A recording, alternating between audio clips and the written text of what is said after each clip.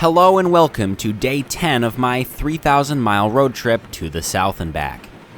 I'm starting the morning in Gainesville, Georgia, where we catch a couple of trains before heading to Bryson, North Carolina, home of the Great Smoky Mountain Railroad. Our third stop of the day would be in Bristol, Tennessee, before ending the day near Christiansburg, Virginia. Good morning from Gainesville, Georgia. Gonna grab some breakfast, and then I'm gonna head out for the Amtrak number 20.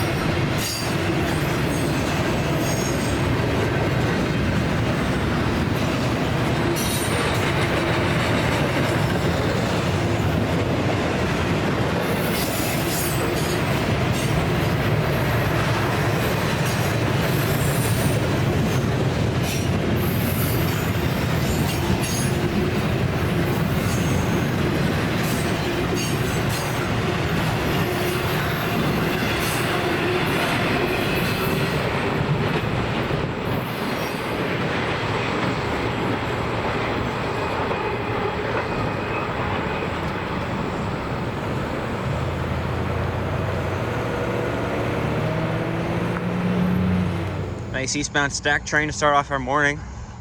Norfolk Southern Coastal Division office is here. There is a train working somewhere in town, but I'm not sure where. I looked down by this huge grain elevator, or grain facility, I should say. But didn't see them there, so they must be somewhere else. Maybe they'll come here. I kind of doubt it, though. We'll find out. But 2 trains so far. Haven't been here that long. Not bad. Not complaining. So there's like 4 engines here total. And I think there's more working. I haven't seen any of them. So we might just have to call it an Amtrak and intermodal train, which I believe is 28R. There's 3 engines up there. I assume they're from some sort of grain train. Not exactly sure. But we're going to get on the road pretty soon here. Massive grain facility. Some other industries here in town. Probably keeps the local switchers pretty busy, but that's for another time.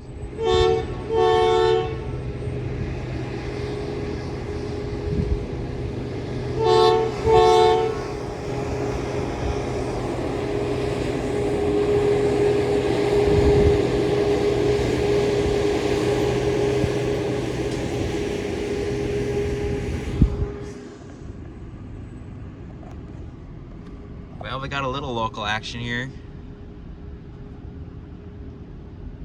Silly trackmobile.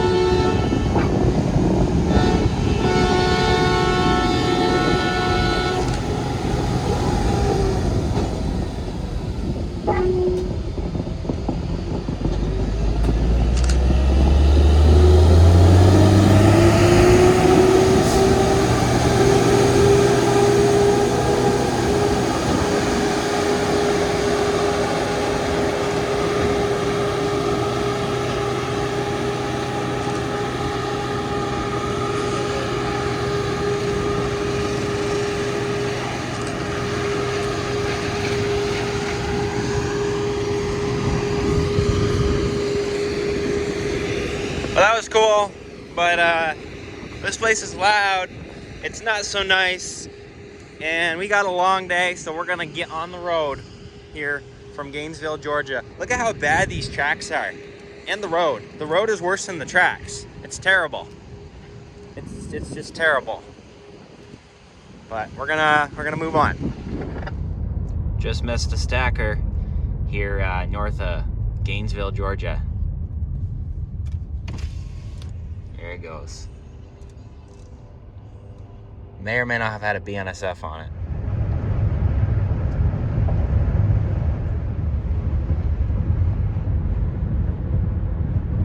Here in Tallulah Falls, Georgia. It's pretty cool.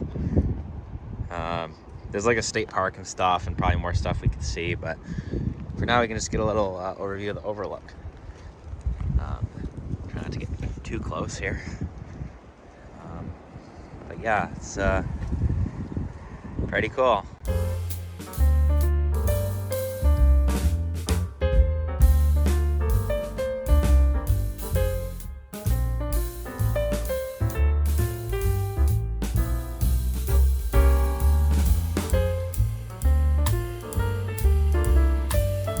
We are here in Bryson, North Carolina.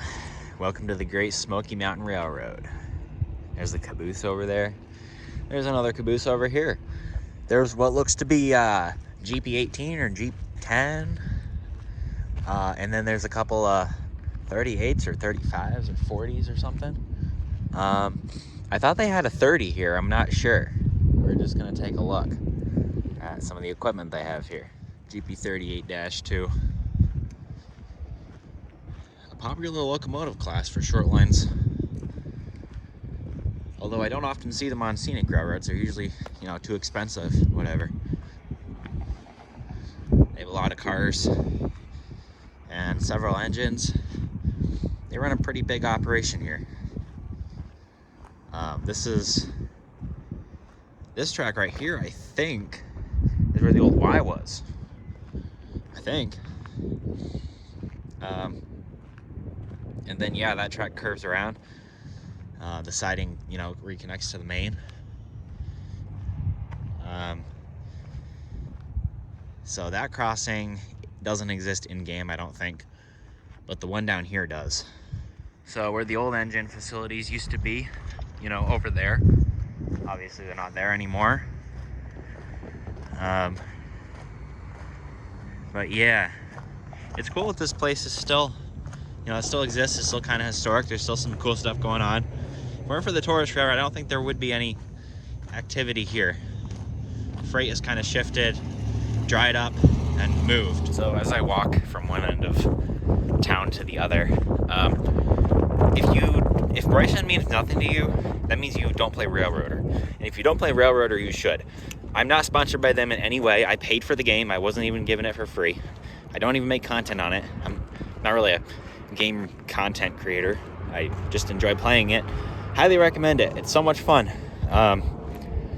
And it's based here in North Carolina. You know, it's a prototype branch, but you get to do what you want with it. It's really, really fun. Steam to diesel transition era. So check it out. That's what this video is kind of based off of, is seeing the places IRL. Come up to the main crossing here. There's another caboose. 637. They got a lot of caboose here. Some cool ones too. This one's painted for their railroad. They got a Chessie, they got a Santa Fe, they got a couple other different railroad painted ones. This one's just generic 6118. And I think this is where they like board passengers. And it feels so weird to see this depot. The number of times I've hovered over the window here on the depot to see how many people are waiting to go is just crazy. There's another train down here. And then the old yard would have been right just up here. Yeah, it's very, very cool to be here. We still got a couple other places to check out, but Bryson is the main one, you know, with some actual trains to see, even if they are stationary.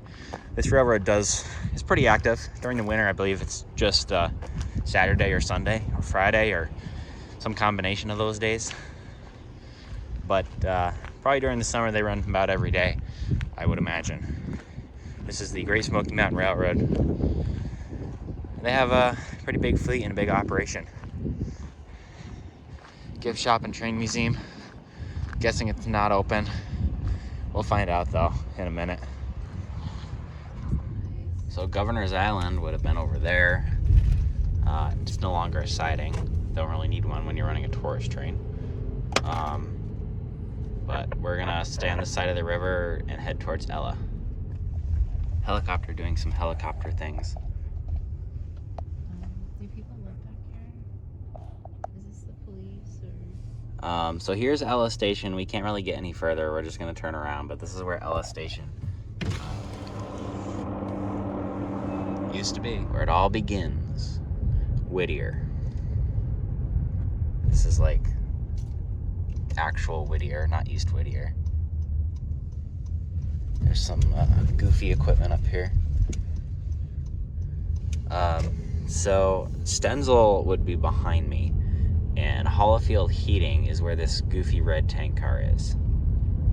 The siding's been shortened, but there's actually still an oil place here after all these years, which is really cool.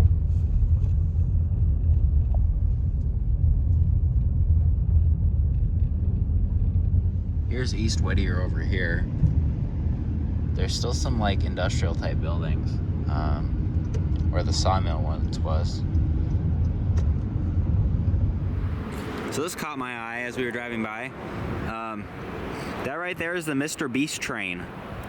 I'm pretty sure that Mr. Beast crashed in one of his, you know, let's destroy stuff videos. So that's pretty cool. Let's try to get a better look.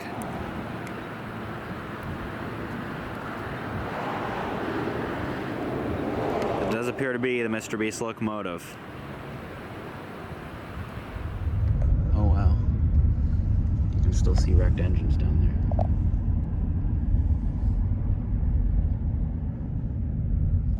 You're in Dillsboro, where if you play the game, where the Dillsboro yard is.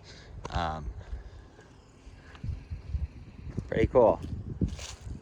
There's a couple engines. And I see the steam engine. We're gonna try to get closer. I'm not sure if we can though.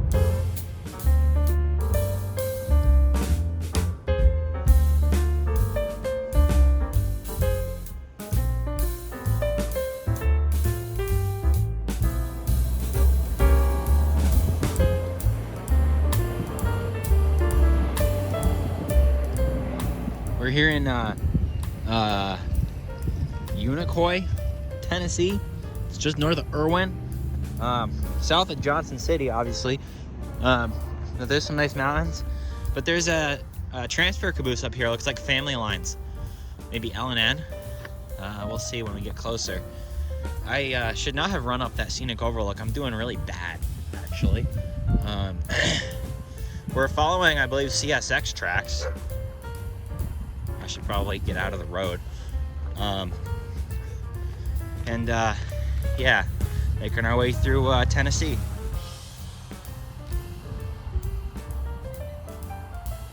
So I talked to the lady inside the visitor center and found out you can go in this end of the caboose, which is pretty cool. This is a Clinchfield transfer caboose, the last Clinchfield caboose before the the family lines merger. It's pretty cool. I still sound like I'm dying, but I'm feeling better. You got a stove.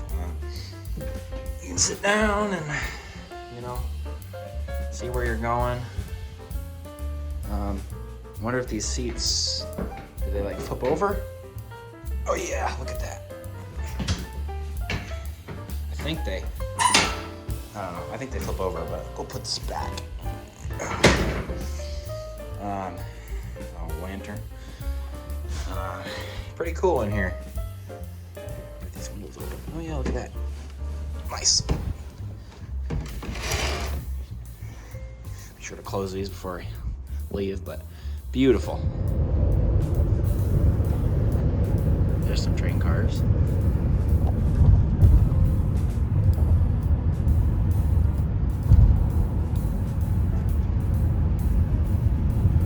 Rolling through Johnson City, Tennessee, where the trucker in Wagon Wheel was headed to.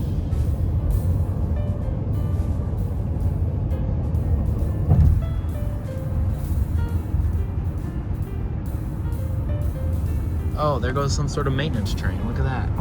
It looks like a ballast cleaner, which is ironic because we saw a ballast cleaner in Plant City, Florida.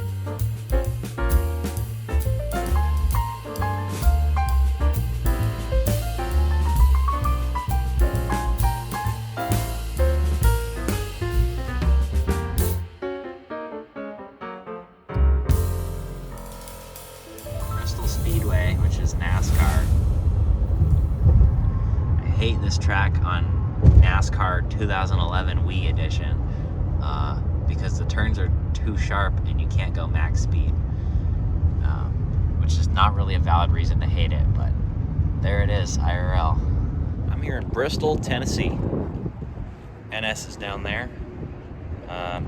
Small yard. No activity, but that's to be expected. It's a pretty sleepy line. But this is a cool town. We're gonna check it out. Pretty nice train station here. They do like events in here and stuff. It's pretty historic, pretty nice. Probably won't get any trains here, unfortunately. Hopefully we'll have some better luck further up the line towards Roanoke. I think this line joins with another one and it gets a little busier. But there's the famous state line. So like right now we're in Virginia. We just came out of Tennessee. And yeah, it's pretty cool.